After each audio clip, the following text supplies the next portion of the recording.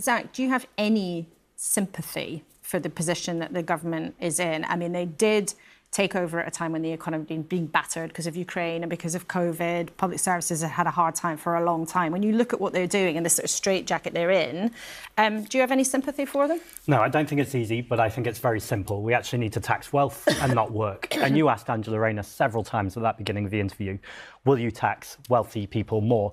And she gave you some very small measures that are tinkering at the edges. Actually, if we put a wealth tax on assets of 1%, we could be raising billions of pounds. But won't they then leave? So you earn less money because all the wealthy leave. Well, so it's actually a myth. There's a group called the Patriotic Millionaires, who are a group of wealthy individuals who are saying taxes more.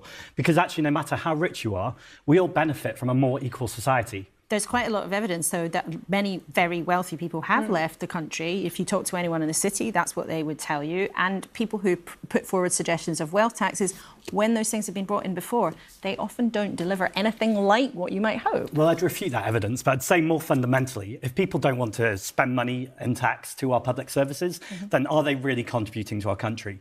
I'd say more widely on your question, too. Angela Rayner talked about a humanitarian catastrophe in Gaza.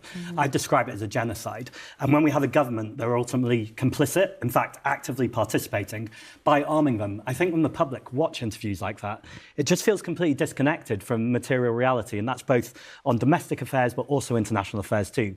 And I think both interviews are an example of why people are rejecting the two old parties, because they're seeing politicians say things that just materially aren't reality.